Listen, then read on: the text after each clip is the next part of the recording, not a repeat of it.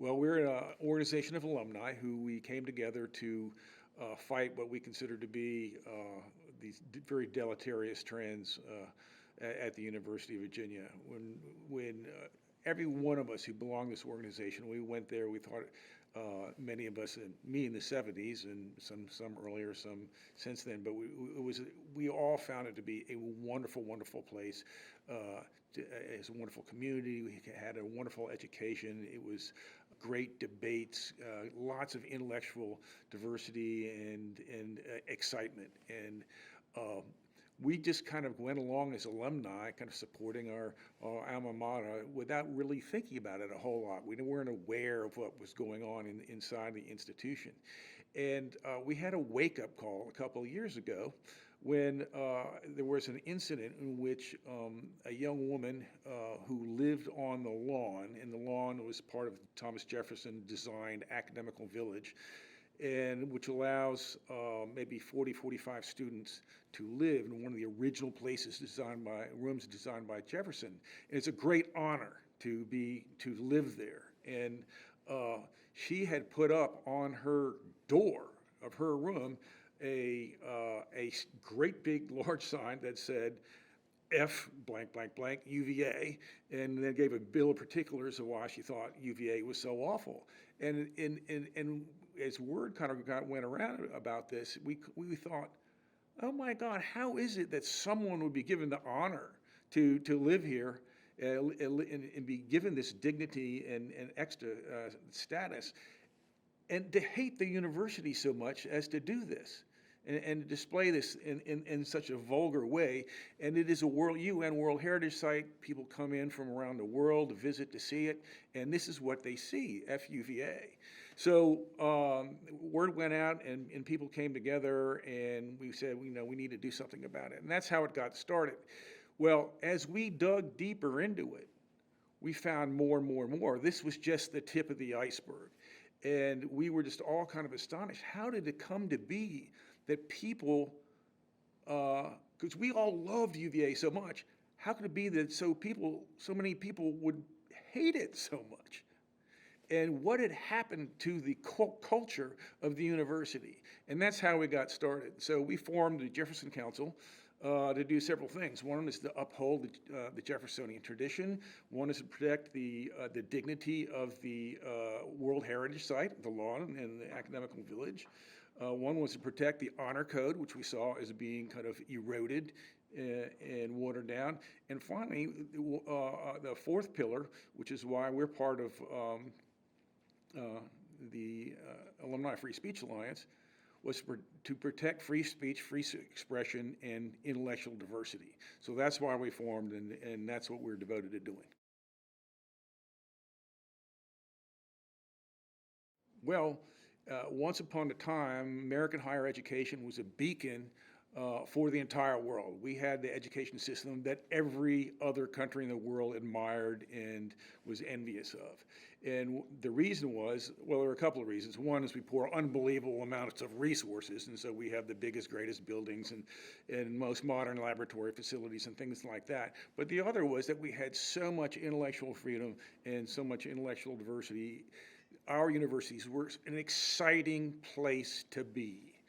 And that is, the universities now are just having a life suffocated from them because there is the intellectual diversity is slowly contracting, and the willingness of people, particularly of a more conservative and moderate persuasion, to express themselves, speak openly, and debate and contest ideas is almost entirely disappeared.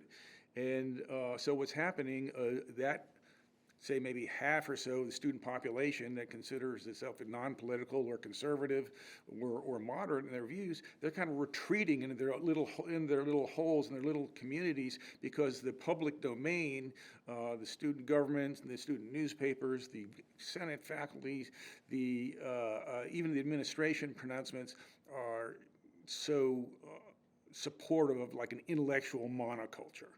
And so that's digging deeper into it, and we kind of realize that The reason for the FUVA sign is really that's a symptom of this much larger malady, which applies not only to UVA, but is probably actually worse in many places. Well, they can do a lot. I mean, the most obvious thing is to work with student groups and other organizations to bring conservative speakers to campus. I mean, very, very few conservative speakers of any stripe are brought under the auspices of departments and centers and institutes and things like that. You do get the occasional odd one, but by and large, very, very few. So we have partnered with the Young Americans for Freedom and the Young Americans Foundation, and we kind of co-write with them, underwrite the expense of bringing conservatives to campus. I'd say our biggest, most highly visible conservatives was former Vice President Pence, and he attracted really a huge crowd. There was a huge hunger to hear him. It was like absolutely amazing. So that's one thing. Another thing we can do is we can partner with local groups. So like the Young Americans for Freedom, the College Republicans, other groups on campus.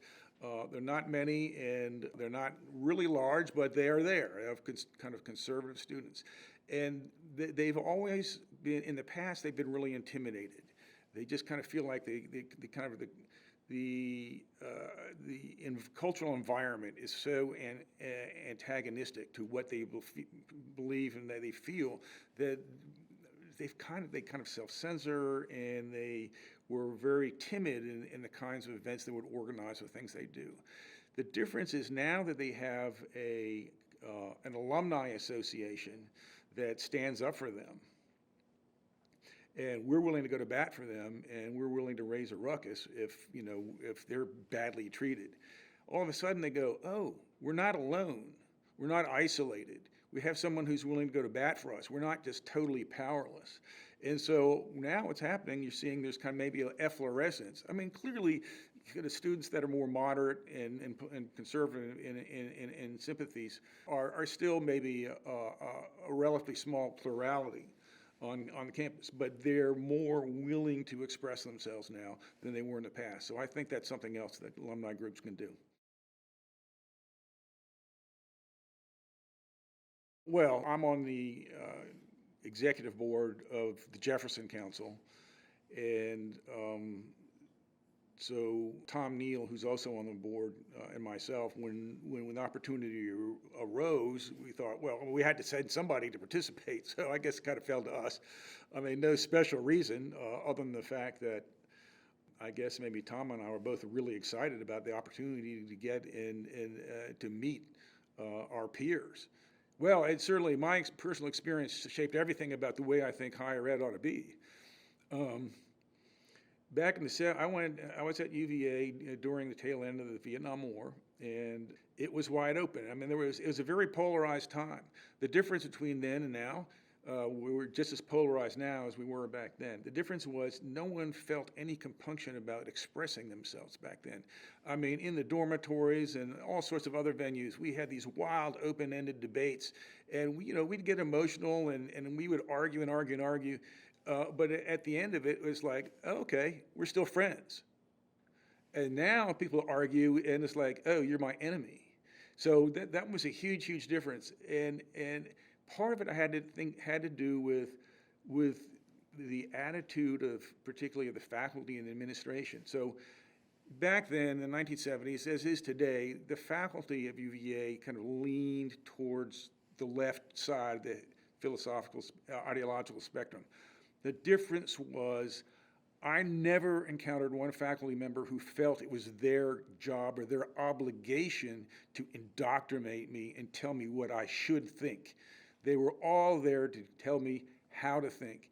And so some of the professors were absolutely inspiring. And I kind of like, I hold them on my heart to this very day, remember them dearly. And they were, I was conservative, they were liberal, but, they were like formative figures in my life because, again, they were teaching me how to think and not what to think.